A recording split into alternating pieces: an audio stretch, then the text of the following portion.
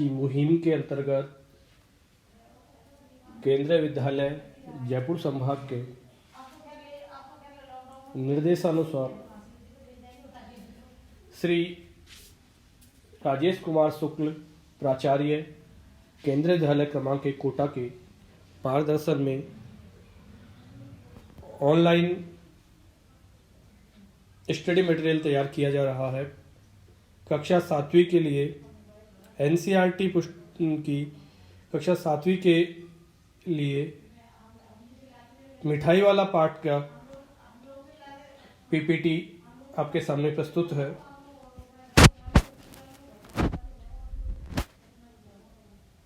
मिठाई वाला जो कहानी है वो हिंदी के प्रसिद्ध लेखक भगवती प्रसाद वाजपेयी जी की एक बालोपयोगी कहानी है। सबसे पहले हम लेखक का परिचय जान लें। लेखक परिचय। श्री भगवती प्रसाद वाजपेयी जी का जन्म 11 अक्टूबर 1899 में कानपुर के मंगलपुर ग्राम में हुआ। इन्होंने लगभग 33 उपन्यासों की रचना की। प्रेम पथ, मीठी चुटकी, अनाथ पत्नी, मनुष्य और देवता आदि प्रसिद्ध उपन्यास हैं। कहानी संग्रह की यदि हम चर्चा करें तो मधुपर्क, हिलोर, खाली बोतल आदि इनके कहानी संग्रह हैं। साथ में ही ये पत्रिकाओं के संपादन से भी जुड़े रही। उर्मी, आरती और माधुरी पत्रिका से ये जुड़े। इनकी मृत्यु 8 मई 1973 को दतिया में हुई। अब हम चर्चा करें वाजपेयी जी की इस कहानी का उद्देश्य क्या है। तो हम कहानी के उद्देश्य की हम यदि चर्चा करें तो ये जो बालोपयोगी कहानी है इसके माध्यम से जहां एक तरफ वाजपेयी जी हमारे जीवन में जो फेरी वाले हैं उनके महत्व को रेखांकित करते हैं तो उन्हें पूर्ण सम्मान देने की भी चाह रखते हैं कि हमें उनको पूर्ण सम्मान देना चाहिए। वो केवल आर्थिक व्यवस्था के कारण ही नहीं बल्कि अन्य कारणों से भी फेरी लगाकर अपना सामान बेचते हैं।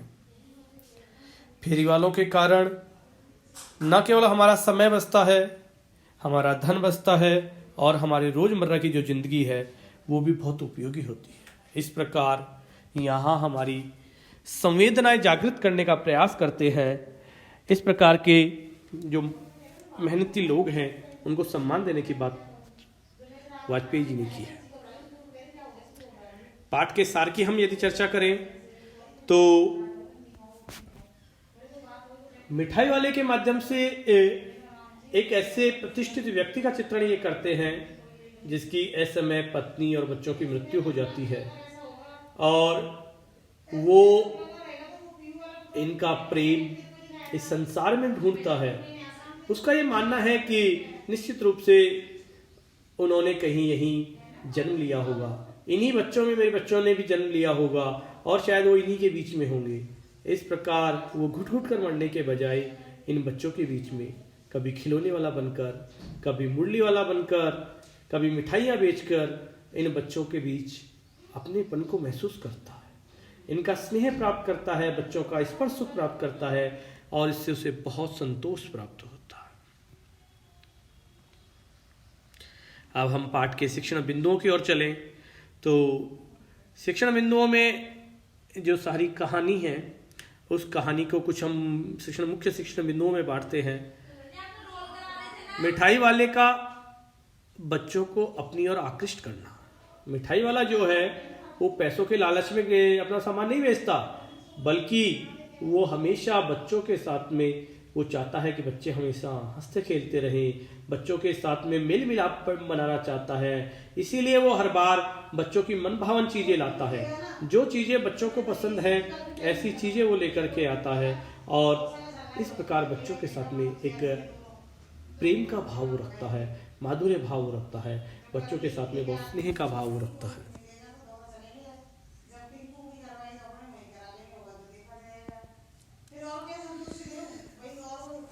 रोहिणी की हैरानी के कारण विजय बाबू के दो बच्चे हैं, चुन्नू और मुन्नू।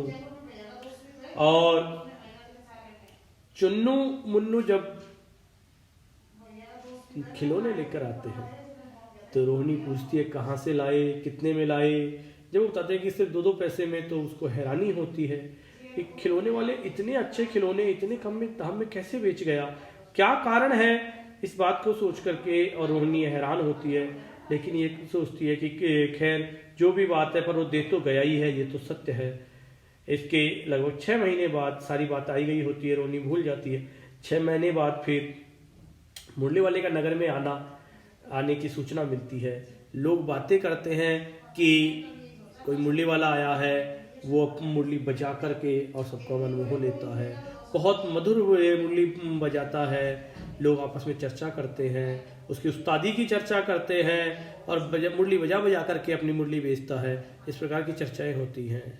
तो रोहिणी जस्ट उसकी देख करके, उसके उस मधुर आवाज़ को सुन करके, मुरली बेचने वाला जब मुरली बेचता हुआ जब मधुर आवाज़ में लगाता है, तो वो मालूम मोहिनी पहचान लेती है कि शायद ये तो वही खिलौने वाला है।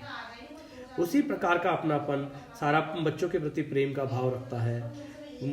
वो अपने पति राय बहादुर जी से कहती है कि चुन्नू मुन्नू खेलने के लिए गए हैं, तो उनके लिए भी ये मुरलियाँ ले लो। राय बहादुर जो है वो मुरली वाले के साथ वार्तालाप होती है।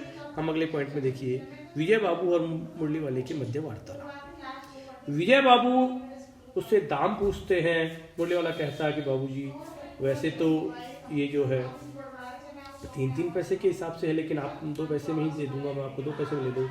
तो विजय बाबू कहते हैं, मनी मन में हम भीतर और बाहर मुस्कुराते हैं और कहते हैं कि आप लोग जो हैं देते 2 पैसे में ही होंगे, लेकिन हमें एहसान लादने के लिए इस प्रकार कर रहे हो। तो मुरली वाला कहता है कि ये ग्राहक का दस्तूर होता है बाबूजी, दुकानदार भले ही हानि में बेचे, लेकिन ग्राहक को तो यही लगता है कि दुकानदार लूट रहा है। इस प्रकार विजय बाबू उसे उपेक्षापूर्ण भाव से देखते हैं और 2 मुरलियां ले लेते हैं।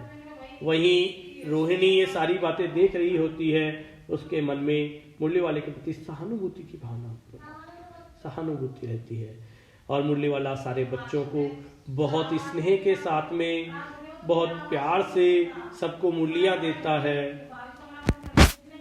यदि सबको अपनी पसंद की मुरलियाँ देता है। यदि किसी बच्चे के पास में पैसे नहीं है तो मुरली वाला मुफ्त में भी मुरली दे देता है। मिठाई वाले का बच्चों को बहलाना, वो किस प्रकार बच्चों को बहलाता है। सारे बच्चे उसको घेर लेते हैं और वो सबको अपनी बांसुरी, मुरली आदि बेचता है, देता जाता है। इस प्रकार सबके प्रति स्नेहिल का भाव वो रखता है। फिर 8 महीने बाद मिठाई वाला आता है, मिठाई वाले के रूप में आता है। वही मधुर कंठों से आवाज़, बच्चों को बहलाने वाला मिठाई वाला। रोहिणी को पहचानते देर नहीं लगती कि ये तो वही फेरी वाला है। वो नीचे उतर कर आती है और दादी से कहती है कि दादी चुन्नू मुन्नू के लिए मिठाई लेनी है, उसे उधर कमरे में ठहराओ। वो आकर के कमरे में रुकता है। रोहिणी चिक के पीछे ओट में खड़ी बैठ जाती है और दादी से उसका दादी मोल भाव करने लगती है। मोल भाव करके दादी जैसे ले रही होती है तो रोहिणी की उत्सुकता जो है उस मिठाई वाले के बारे में जानने की होती है। वो मिठाई वाले से पूछती है कि इस व्यवसाय को करने से तुम्हें क्या मिलता है। तो वो कहता है कि मिलने को तो कुछ नहीं, बस खाने भर को मिल जाता है, कभी वो भी नहीं मिलता, पर धैर्य, असीम संतोष मिलता है, सुख जरूर मिल जाता है। रोहिणी की जिज्ञासा, रोहिणी उसके बारे में और ज़्यादा जानना चाहती है, उसके घर परिवार के बारे में जानना चाहती है। तो मिठाई वाला गंभीर हो जाता है, भावुकता के साथ में बताता है कि कैसे उसका एक परिवार था, बच्चे थे, सुंदर स्त्री थी, अच्छा व्यवसाय था, नौकर चाकर थे, सब कुछ थे, लेकिन अब ईश्वर की लीला है, विधाता की लीला है कि अब कुछ भी नहीं है, इसीलिए बहुत दुखी है। लेकिन वो इस दुख को दूर करने के लिए इन बच्चों के साथ में काम कराता है। पैसे की कमी नहीं है उसके पास, पर जो चीज़ की कमी है, जिस प्यार की कमी है, जिस स्नेह की कमी है, जिस परिवार की कमी है, वो इस प्रकार सामान बेचकर और बच्चों से प्राप्त करता है, करने का प्रयास करता है। वो निराश नहीं होता, उन बच्चों के साथ में अपने बच्चों को ढूंढता है, अपने बच्चों को महसूस करता है। इस प्रकार मिठाई वाला बड़ा भावुक हो जाता है। और जब चुन्नू मुन्नू वहाँ आते हैं तो मिठाई वाला उनको दोनों को पुड़िया देता है। जब रोहिणी उनको पैसे देती है तो वो मना कर देता है कि अब की बार ये पैसे नहीं लूँ, इस बार पैसे नहीं लूँगा मैं। दादी खूब कहती है कि पैसे लेता जा, लेकिन वो मना कर देता है और वो फिर आगे चला जाता है। इस प्रकार वो भावुक हो जाता है, चुन्नू मुन्नू में मानो अपने बच्चों का अक्स देखता है। इस प्रकार वो आगे बढ़ जाता है। बच्चों को बहलाने वाला मिठाई वाला, मिठाई वाला।